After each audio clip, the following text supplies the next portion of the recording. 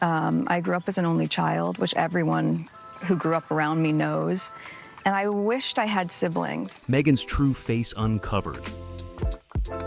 We've seen much different faces of Meghan Markle, but now we know her true face. Royalty has never seen such a disgrace in the history of the British monarchy. What you are about to hear is without a doubt the last thing you would ever want to hear. Join us as we dive deep into the latest shocking developments involving the well-known narcissistic former actress and her offensively shameful treatment of her own family. This is, just like you might already have anticipated, the Duchess of the British royalty and extended family, Meghan Markle, and the alarming behavior she showed towards Samantha, her wheelchair-bound sister. In all the years covering royal news, there has never been seen anything quite like this. You want to stick around to the very end to see what is happening. Meghan Markle, the Duchess of Sussex, and her half-sister, Samantha Markle, have a relationship marked by tension and public disputes. Born 17 years apart, the two women share the same father, Thomas Markle Sr., but grew up in vastly different circumstances. Meghan, raised primarily by her mother, Doria Ragland, in California,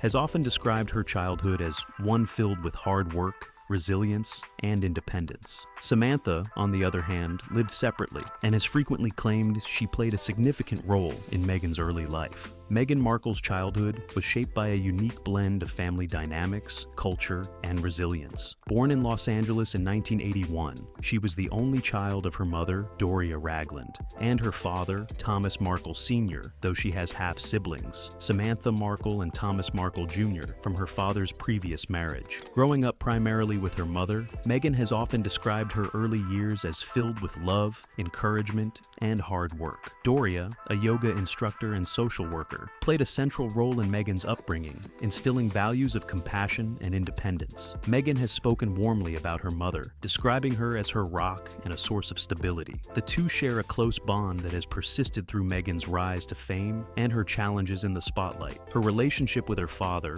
Thomas Sr., was more complicated. Thomas, a Hollywood lighting director, was an influential figure in Meghan's early life, exposing her to the entertainment industry and funding her private school education. However, their bond grew strained in later years, particularly after his public fallout with Meghan, ahead of her wedding to Prince Harry. As for her half-siblings, Samantha and Thomas Jr., Meghan has said that they were largely absent during her formative years. In her 2021 interview with Oprah Winfrey, Meghan clarified, "I grew up as an only child," emphasizing the lack of a close relationship with her father's other children. Samantha, however, disputes this characterization, claiming she played a significant role in Meghan's early life, a narrative that Meghan has consistently denied. Meghan's childhood experiences seem to have shaped her fiercely independent spirit and determination to forge her path. While Samantha and other family members argue that Meghan downplays her family's contributions, Meghan's narrative centers on the strength she drew from her challenges, the guidance of her mother, and her focus on self-reliance. This contrast in perspectives has fueled much of the public fascination with her story and the Markle family dynamics. Their relationship took a public turn when Meghan's romance with Prince Harry came to light. Samantha,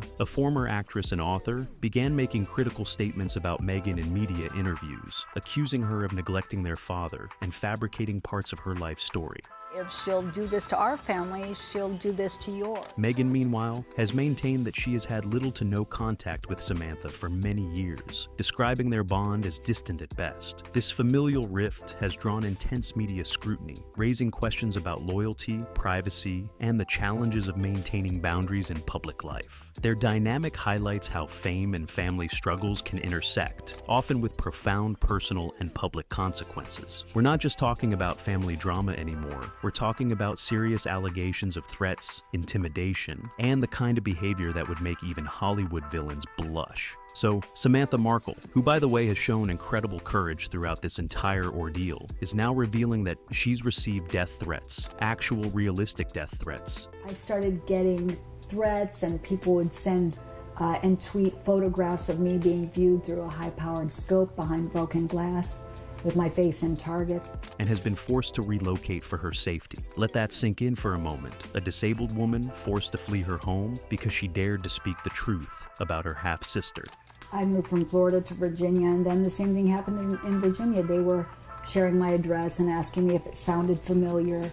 Now, my loyal viewers, you know, I've always said there was something not quite right about the way Little Miss Monato presented her family story. It is without a doubt not hidden from speculation how she played the victim card in that Oprah interview, claiming she barely knew her sister and painting this picture of being this poor, isolated child, when in reality, there are photographs, yes, actual photographs of her, with Samantha at various stages of her life. The story continues to be more sinister with every break of realization. Samantha's legal team, led by attorney Peter Tickton, is now bringing this case to the 11th Circuit Court of Appeal. This second evaluation of the initial dismissal of the case simply doesn't add up when you look at the evidence. The documentary segment featuring Christopher Boozy, who's clearly in the Sussex camp, goes on camera to essentially paint targets on the backs of middle-aged Caucasian women and housewives. The prejudice and discrimination in that statement alone are staggering. But to your wildest surprise, this does not end here. Meghan's lawyers are trying to hide behind the First Amendment, claiming her comments about Samantha were just opinions. But when those opinions lead to death threats and forced relocation,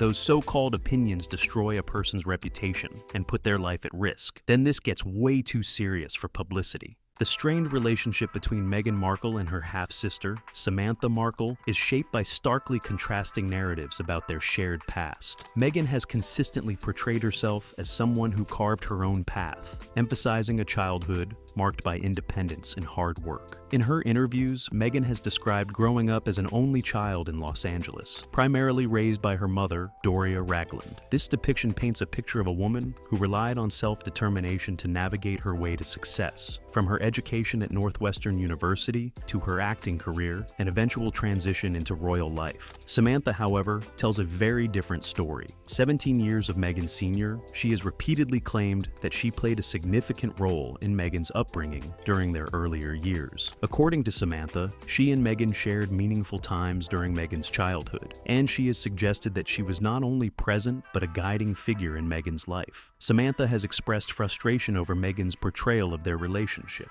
arguing that her half-sister has minimized their bond to fit a carefully crafted narrative of overcoming adversity on her own. These conflicting accounts became more pronounced as Meghan rose to global fame. Samantha alleges that Meghan received ample support from the Markle family, including financial help from their father, Thomas Markle Sr., during her education and early acting career.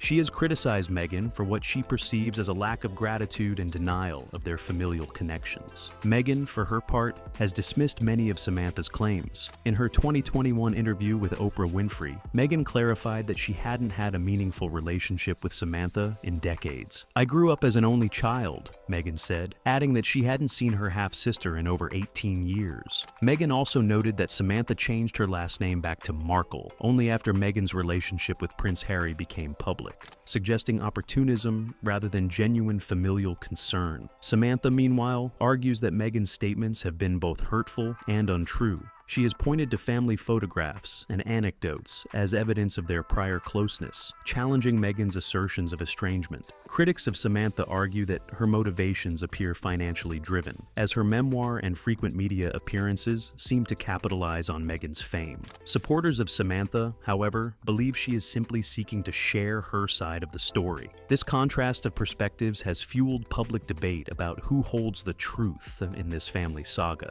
Meghan's focus on independence resonates with many who admire her rise to prominence, while Samantha's claims of closeness challenge that narrative. Ultimately, their diverging stories reflect the complex, often messy realities of family dynamics, where perceptions of the past can vary widely depending on the lens through which they are viewed. It is only customary to compare this behavior to our beloved Princess of Wales Catherine's, who has never been heard of treating her family this way. Even when faced with criticism or challenges, she handles everything with grace and dignity, which would be the most sensible thing to do for one in the eye of the public for references of compassion and soft-heartedness, let alone a royalty of England. She brings her family closer, supports them, protects them. She doesn't throw them under the bus for any sort of fame-based egoistic lust for vanity. But as for the erratically complicated Duchess of Britain, this is a different story. The event when she enormously defamed her poor sister Samantha in the Netflix documentary. In the above-mentioned documentary, where Meghan exploited her sister Samantha's innocent name, it is visible to the naked eye of the common person that the way they portrayed Samantha was nothing short of character assassination and was deeply ulcerating. They painted this picture of her as some kind of hate-mongering troll, when in reality, as her lawyer points out, she has never used offensive language, never incited violence, and never engaged in the kind of behavior they're accusing her of.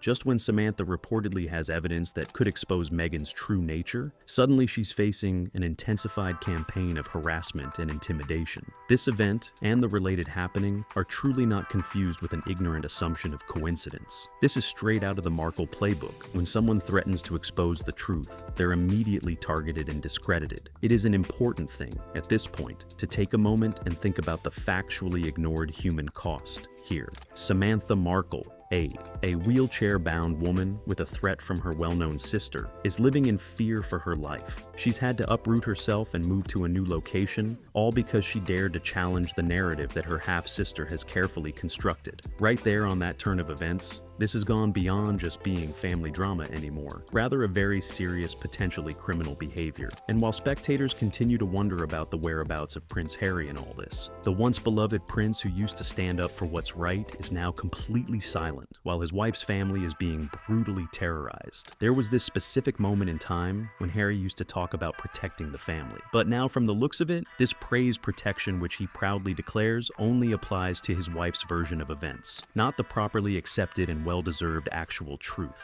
The direct comparison between the Sussex behavior and the working royals couldn't be starker. While William and Catherine are out there making real differences in people's lives, focusing on mental health, early childhood development, and environmental issues, the Sussexes are going about inhuman acts that paint shame on the established reputation of the royals. They're too busy trying to silence and intimidate family members who might expose their lies. Think about it. The fact that they allowed their disabled sister to receive death threats and do nothing about it has left the public doubting their ability to have moral sensitivity. It has also been of media controversy the ideal consideration of the kind of person they were showing themselves to be when they simply watched as their family member was forced to flee their home and didn't raise a finger to change that. These are the same kind of people who had no problem watching their father have a heart attack while they posed for wedding photos. Now here is Christopher Boozy, a man who appears in their documentary essentially and permits their supporters to target certain demographics. The implications of his statements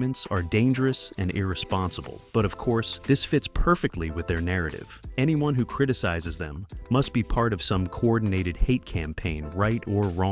The reality is that people like Samantha are simply trying to set the record straight. They're trying to defend themselves against a carefully crafted narrative that paints them as villains, while positioning Meghan as some kind of modern-day fairy tale princess-turned-victim. What's particularly interesting about this lawsuit is that Samantha's legal team was focusing on specific provable instances of defamation. They're not just throwing around wild accusations like some people with groundless assumptions and lies. They're presenting evidence, documentation, and clear examples of how Meghan's statements have directly led to harm. And let's not forget the bigger picture here. This isn't just about Samantha versus Meghan. This is about the systematic way the Sussexes have treated anyone who dares to challenge their narrative. Look at how they've treated the royal family, the staff who worked for them, the British press, and now their flesh and blood. The media has played a pivotal role in shaping public perceptions of the estranged relationship between Meghan Markle and her half-sister, Samantha Markle. From Meghan's engagement to Prince Harry in 2017 to the present, the story of the Markle family's tensions has been widely reported and often sensationalized, with media outlets amplifying the conflict and fueling public fascination. Tabloids in particular have highlighted Samantha's criticisms of Meghan, frequently publishing her accusations of ingratitude and familial neglect. Samantha's interviews, where she called Meghan selfish and accused her of abandoning their father, Thomas Markle Sr., became tabloid fodder. These sensational headlines often overshadowed Meghan's more measured responses, which focused on estrangement and the boundaries she has set to protect her mental health. Social media has further amplified the feud. Samantha, an active user of platforms like Twitter, often shares opinions and allegations about Meghan, garnering both support and backlash. Her posts are dissected by online communities, some of whom side with her narrative, while others vehemently defend Meghan. The resulting discourse has made the estrangement not only a family issue, but also a battleground for public opinion, where fans and critics alike scrutinize every word and action. Meghan, meanwhile, has mostly refrained from engaging directly with the media or online online commentary about her family. Her strategy has been to limit discussions about her personal life to carefully chosen platforms, such as her 2021 interview with Oprah Winfrey. In that interview, Meghan addressed her family dynamics briefly, expressing sadness about her father and denying any close relationship with Samantha. This approach reflects Meghan's preference for privacy and her focus on controlling the narrative around her life. However, her silence on certain details has also left room for speculation, which the media eagerly fills. One key factor in the media's portrayal of the feud is its tendency to cast Samantha as an outspoken critic and Meghan as a distant royal figure. This dichotomy has generated a polarized public response. Some see Samantha as a jealous, opportunistic relative, leveraging her sister's fame for attention and financial gain. Others view her as a marginalized family member, attempting to reclaim her voice in the shadow of Meghan's global influence. The broader public perception of Meghan and Samantha has also been shaped by societal biases. Meghan's position as a biracial woman in the British royal family brought unprecedented scrutiny, with some media outlets portraying her as ungrateful or difficult. These narratives often intersected with coverage of her family, creating a larger narrative about Meghan as someone allegedly estranged from her roots.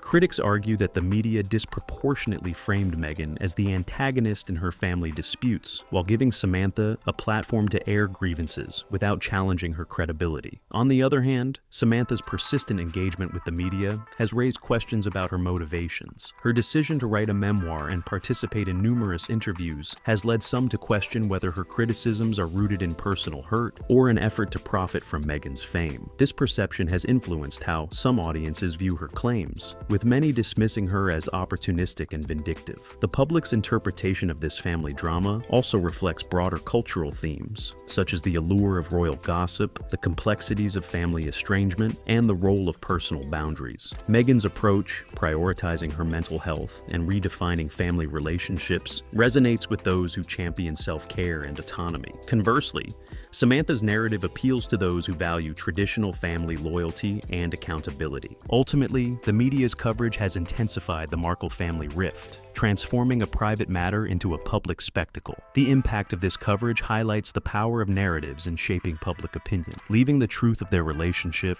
to be obscured by the noise of media amplification and public scrutiny. And it doesn't end there. Thanks to all the media exposure regarding the issue, the speculations have extended to their relationship with their staff. Meghan Markle's attitude towards palace staff, as depicted in media reports and interviews, has been the subject of significant scrutiny. Accounts from former employees have portrayed her as demanding, with claims of exacting expectations that some interpreted as abrasive or unyielding. Critics suggest this reflects a clash between Markle's Hollywood work ethic and the more hierarchical, tradition-bound culture of the royal household. On the other hand, supporters argue her behavior underscores a modern, meritocratic leadership style, where efficiency and accountability are prioritized. The polarized perceptions of her attitude highlight broader tensions between tradition and progress, complicating the narrative of her royal tenure. If this is how they treat family members who speak out, imagine how they treat people who work for them. Keep in mind how Meghan claimed in the Oprah interview that she barely knew Samantha and that she hadn't seen her in decades.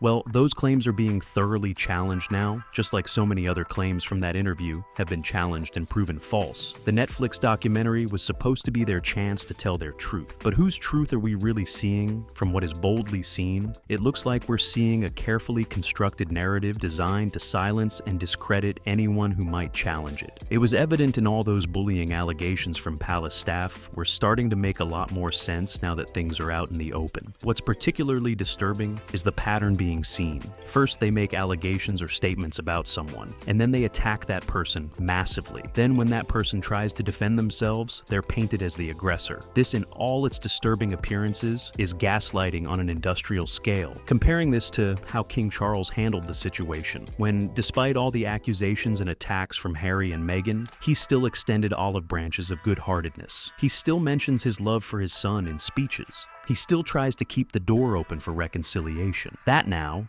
is real class and also real leadership. Queen Camilla has been attacked repeatedly in Harry's book and through various Sussex sources, yet she maintains her dignity and focuses on her duties. She doesn't send lawyers after people or try to silence critics. She lets her work speak for itself. What is particularly interesting about the timing of all this is that just as William and Catherine are launching major initiatives and doing incredible work, suddenly we have all this drama erupting again. Much like clockwork, whenever the working royals are making positive headlines, something always seems to happen to try and overshadow it. The truth has a way of coming out, and it seems like Samantha Markle has some truth bombs ready to drop. The abrupt launching of such an intense campaign to discredit her somehow entails these insightful assumptions. These people sent their lawyers to argue that calling someone a liar and a fame seeker is just a protected opinion under the First Amendment. The same person who preaches about kindness and compassion while watching their disabled sister receive death threats. And even more, a mystery to speculation is the whereabouts of those Hollywood friends when it all goes down in the palace. It is a shame how quiet they have become as more and more of the truth emerges. This whole situation shows the difference between real royalty and people who just want to play at being royal. William and Catherine would never treat the family this way. They understand that being royal is about service dignity, about bringing people together, not tearing them apart. The fact that Samantha has had to relocate for her safety should be making headlines worldwide. Still, of course, certain media outlets seem more interested in what designer clothes Meghan's wearing or what celebrity events she's attending. The hypocrisy is utterly staggering.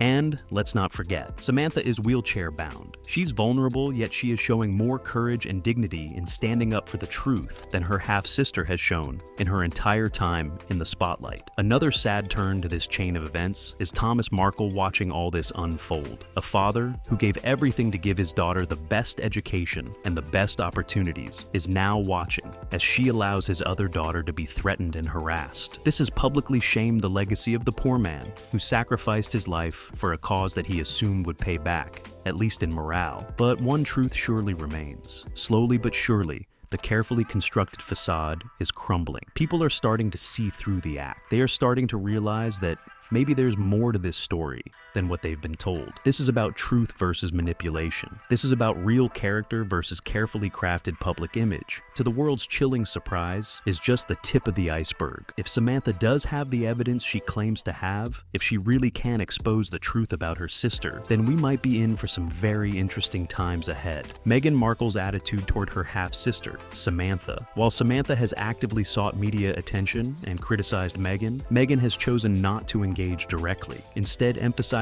the lack of a meaningful relationship between them. This approach reflects Meghan's desire to protect her public image and mental health, while maintaining boundaries with individuals she perceives as detrimental to her well-being. Their strained relationship serves as a microcosm of the broader challenges of navigating family conflict in the public eye. Meghan's silence and detachment suggest a deliberate effort to distance herself from Samantha's narrative, underscoring her focus on her chosen family and personal values.